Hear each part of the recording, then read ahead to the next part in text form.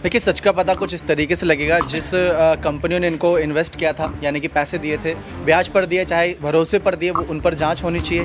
सबसे बड़ी बात निकल कर ये आती है कि देश के प्रधानमंत्री क्यों भाग रहे हैं। अडानी नहीं भाग रहे हैं, देश के प्रधानमंत्री भाग रहे हैं। ऐसी चीजें नजर नहीं आ रही हैं और करोड़ों रुपए यानी कि 21,000 करोड़ से ज्यादा का अमाउंट जो कहा जा रहा है कि बतौर लोन के तौर पर दिया गया है। ये डर का माहौल लगातार 2014 के बाद से निरंतर जो है बनाया गया है और कहीं ना कहीं जिस तरीके से तमाम संस्थाओं पर लगातार इस्तेमाल किया जा रहा है, ईडी का, सीबीआई का। अब देखिए जो बीबीसी के दफ्तर पर छापेमारी की, हालांकि उसको सर्वे का नाम दिया जा रहा है, लेकिन शब्दों का हेर फेर आप समझ सकते हैं कि जिस तरीके से विदेशी मीडिया की प्रतिक्रिया आ रही है, तो कहीं ना कहीं देश की छवि जो धूमिल हो रही है।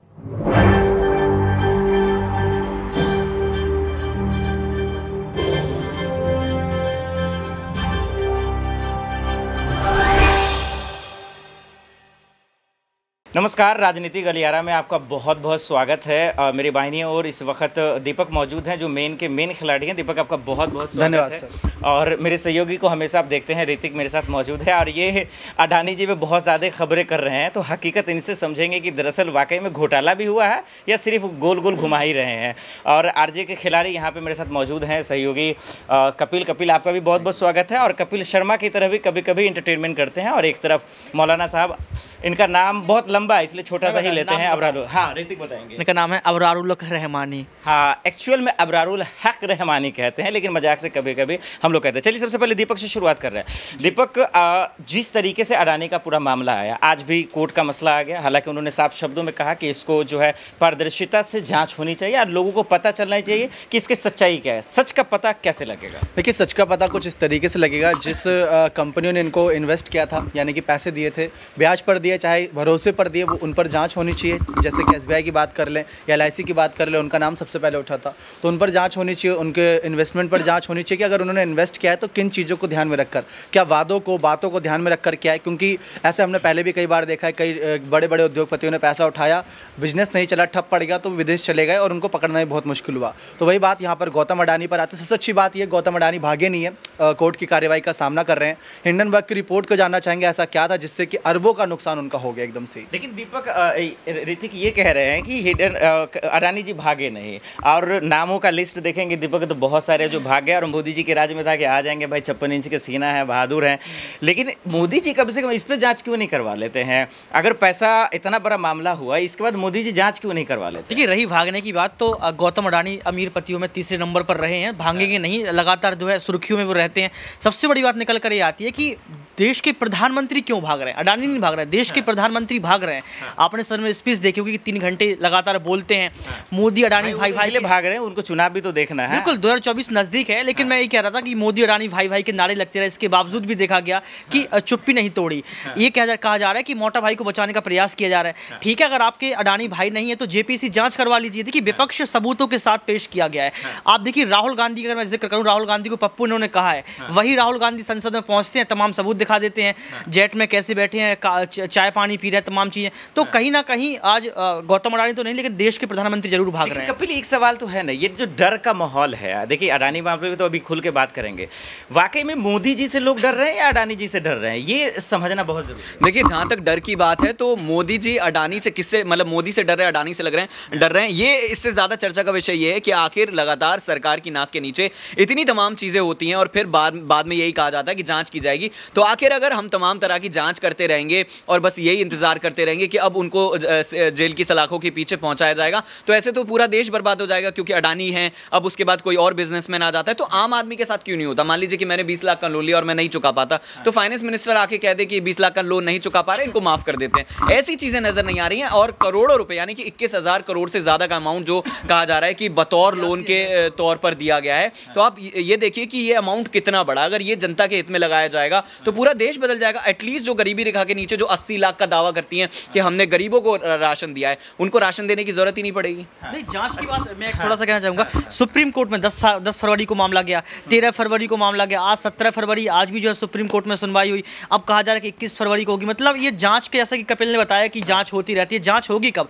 सुप्रीम कोर्ट खुद कुछ नहीं बोलने के लिए यहाँ पर देखा जाए 2024 के इलेक्शन के बाद तो होगा। बिल्कुल, देखिए सबसे बड़ी बात यह है कि जो पैसा है वो गरीबों का है, निवेशकों का है, और सुप्रीम कोर्ट इस पर ध्यान। एक चीज मैं सब लोगों से ये समझना चाह रहा हूँ दरअसल कि वो मैं बाद में बताऊँ, लेकिन अबरार का पहले रुख कर लेता हूँ। अबरार, डर का माहौल क्यों है? मोदी जी के खिलाफ लोग बोलने से डर रहे हैं, अडानी मामले में बोलने से डर रहे हैं, बड़े बड़े दिग्गज डर रहे हैं भाई। आखिर क्यों ये डर का माहौल क्यों? देखिए, डर का माहौल लगातार 2014 के बाद से निरंतर जो है बनाया गया है और कहीं ना कहीं जिस तरीके से तमाम संस्थाओं पर लगातार इस्तेमाल किया जा रहा है, ईडी का, सीबीआई का। अब देखिए, जो बीबीसी के दफ्तर पर छापेमारी की, हालांकि उसको सर्वे का नाम दिया जा रहा है, लेकिन शब्दों का हेर फेर आप समझ सकते हैं कि जिस तरीके से विदेशी मीडिया की प्रतिक्रिया आ रही है, तो कहीं ना कहीं देश की छवि जो धूमिल हो रही है। और जहाँ तक इस पूरे मुद्दे पर, अडानी वाले मुद्दे पर, जिस तरीके से राहुल गांधी एक मजबूत विपक्ष की भूमिका में जो है संसद में आवाज़ उठाते, लेकिन इसमें एक बड़ा फैक्टर ये है कि विपक्ष के और बड़े नेता जो इस पूरे मुद्दे पर उस तरीके से उनका साथ नहीं दे रहे। आप देखिए कि मायावती से लेकर अखिलेश यादव, शरद पवार, ममता बनर्जी जैसी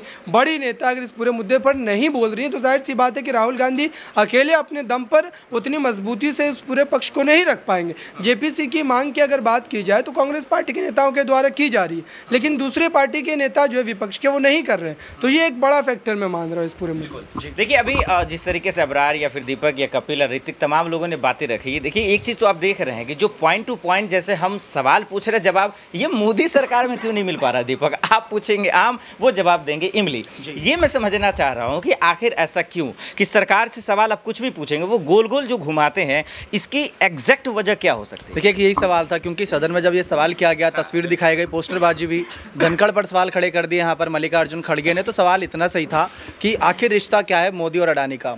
उस रिश्ते को जानना चाहते थे। एक शब्द में भी ये भी कह सकते थे कि वो एक उद्योगपति है, हम एक प्रधानमंत्री, तो हम मिलाप जुलाप होता रहता, शिष्टाचार मुलाकात जैसे कह सकते हैं। लेकिन वो चुप्पी साधे थे। उन्होंने अपने कामकाज गिनाया कि भारत देश आज इस मामले पर तीसरे नंबर पर है, उस मामले पर दूसरे पर, उस मामले पर पहले पर।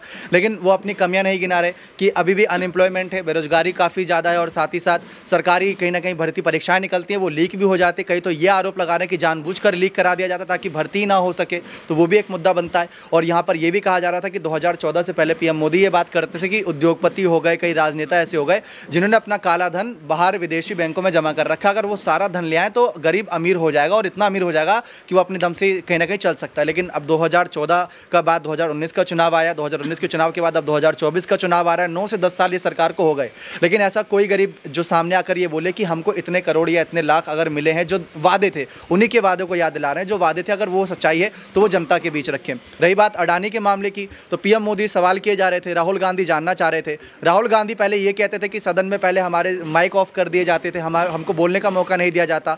मल्लिकार्जुन खड़गे अगले दिन प्रेस कॉन्फ्रेंस करके ये कह रहे हैं कि हमारा जो मामला था उसको पूरा नहीं दिखाया, काट पीट के दिखाया और कुछ अभद्र भाषा का। ये सब चीज़ें तो हम लोग हर दिन दिखाते ही रहते हैं, लगभग कम से कम गोदी मीडिया के तरह तो नहीं, लेकिन दिखाते तो जरूर रहते हैं। हाँ, मैं ऐड करना चाहूँगा, दरअसल इस पूरे मामले को लेकर के जिस तरीके से तमाम बहसबाजी हो रही है, तमाम बातें रखी जा रही है, लेकिन ये बात तय है कि नरेंद्र मोदी की सरकार को इस बात का डर अब सताने लगा है कि आने वाले समय में अगर लगातार इसी तरीके से जो इस तरीके से मुद्दे जो उठ रहे हैं, तो उसको लेकर के डॉक्यूमेंट्री की बात में जोड़ दो इसमें, जिस तरीके से बीबीसी के दफ्तर पर छापा मारा गया, तो कहीं ना कहीं ये डर जो है वो दिखाता है। मोदी जी को डर लगा। बिल्कुल, आप कह सकते हैं सत्ता खोने का डर जो है, मैं कह सकता हूँ कि एक तबका जो तैयार हो रहा है अब। और कहीं ना कहीं कई ऐसे लोग हैं जो आपके जानने में होंगे या आपके जानने में होंगे, वो आप ये कहते हैं। किस डर की बात कर रहे हैं? मोदी जी कैसे डर जाएंगे भाई? डरते क्यों नहीं, डरेंगे क्यों नहीं? देखिए, जनता सबको डरा सकती है, जनता मोदी को डरा सकती है, जनता अडानी को डरा सकती है। ये बात मुझे नहीं पच रहा है, मोदी जी से कौन डर जाएगा? बिल्कुल, देखिए मोदी जी से कौन डर जाएगा। इसी बीच में एक और चीज़ ऐड करना चाहूँगा कि मूड ऑफ नेशन का सर्वे आया है,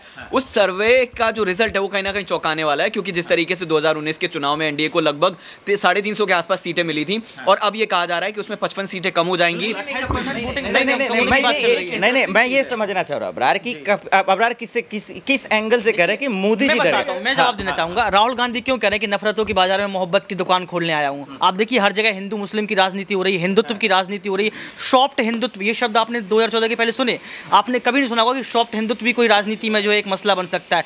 विशुद्ध राजनीति लगातार देखी जा रही, लोकतांत्रिक मूल्यों का हनन लगातार देखा जा रहा है। और सबसे बड़ी बात आप ये देखिए ना कि अडानी 2014 के पहले 609वें नंबर पर थे, लेकिन आप देखिए तीसरे नंबर पर मोदी जी क्यों डर जाएंगे? तो मोदी जी का डर इसलिए बताया जा रहा है यहाँ पर, मोदी जी का डर मैं बताऊं साफ तौर पर, क्योंकि जनता जो है वोट डालती है, और मोदी का डर इसलिए कि अगर आपके अंदर डर नहीं है तो आप सामने आइए ना, आप जवाब दीजिए, लेकिन आप जवाब नहीं दे रहे हैं। आप मोदी अडानी, मैं ये कहना चाहूँगा कि आप सोचिए कि आंकड़ों के लिहाज से अगर आप समझे इस पूरे मुद्दे को, मामले को, तो अभी बीजेपी और एनडीए के जो तमाम साथी दल थे उसमें से कितने लोगों ने एनडीए को छोड़ा है। नीतीश कुमार को देखिए, बिहार की राजनीति में वो एनडीए से अलग हो गए, और पिछली बार जो आप कह सकते हैं बिहार में जो 39 सीटों पर एनडीए को बढ़त मिली मिली थी, जीत मिली थी, तो उसमें एक बड़ा योगदान नीतीश कुमार का था।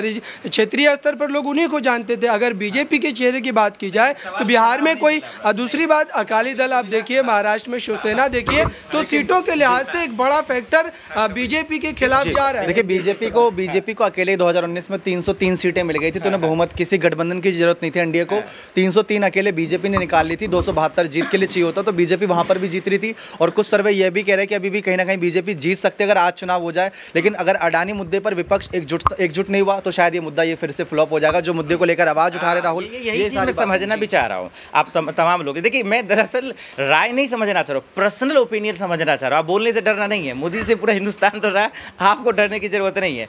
मैं ये समझना चाह रहा हूँ कि अडानी मामले में मेरा मसला ये है, दरअसल मैं अपना बता दूं ताकि आप लोग भी खुल के बोल पाएं।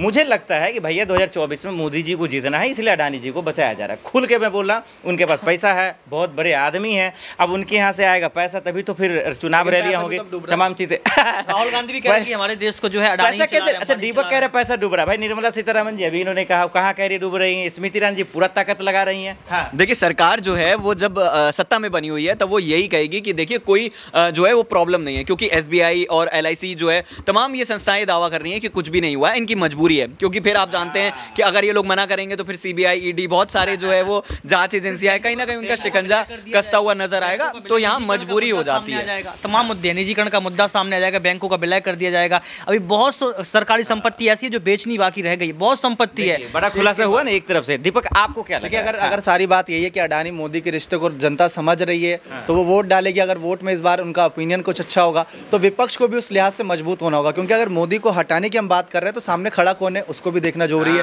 कि राहुल गांधी अगर उतने मजबूत नजर आ रहे हैं कि नहीं। अगर राहुल मजबूत है तो उनके साथ कितने नेता नजर आ रहे हैं। जैसे पीएम मोदी का समर्थन नीतीश ने किया, एक समय पर शरद पवार भी खुला समर्थन तो नहीं लेकिन भारी समर्थन कर रहे थे, उद्धव ठाकरे थे और बहुत सारे समर्थन मिला था। लेकिन राहुल ये सवाल का जवाब कौन देगा? बाकी ये सही तो कह रहा दीपक कि भाई मोदी जी मान लेते डर गए, आप जैसा कह के डर गए, लेकिन इसके अगर अपोजिट में देखे तो कोई होना भी तो चाहिए इनकी तरह शेर। अभी जिस तरीके से जो है बीजेपी की ताकत को जो है ज़्यादा बढ़ा चढ़ा करके पेश किया जाता है, लेकिन यहाँ पर एक बड़ा फैक्टर ये है कि विपक्ष भी कमज़ोर है। उसका बड़ा कारण ये भी है कि विपक्ष में एकजुटता नहीं है। अब देखिए ममता बनर्जी सोनिया गांधी के नेतृत्व में नहीं चलना चाहती, मल्लिकार्जुन खड़गे के नेतृत्व में नहीं चलना चाहती, जो है जो आपके तेलंगाना में जिस तरीके से जो है भारत राष्ट्रीय समिति की एक महारैली होती है, अखिलेश यादव वहाँ पहुँचते, अरविंद केजरीवाल वहाँ पहुँचते, तो विपक्ष बट रहा है। जाहिर सी बात है कि विपक्ष बटेगा तो उसको सत्ता पक्ष का फायदा पहुंचेगा इस पूरे मामले का। और साथ ही आप देखिए कि बीजेपी आप देखिए जहां तक अडानी और इस पूरे मुद्दे को लेकर भ्रष्टाचार, एक मैं पूरा कंप्लीट कर लूँ, भ्रष्टाचार और जहां तक शिक्षा व्यवस्था को लेकर के हम चर्चा करते हैं तो वोट बैंक जो है बीजेपी का, दरअसल वो इन तमाम मुद्दों पर बीजेपी को वोट ही नहीं करता।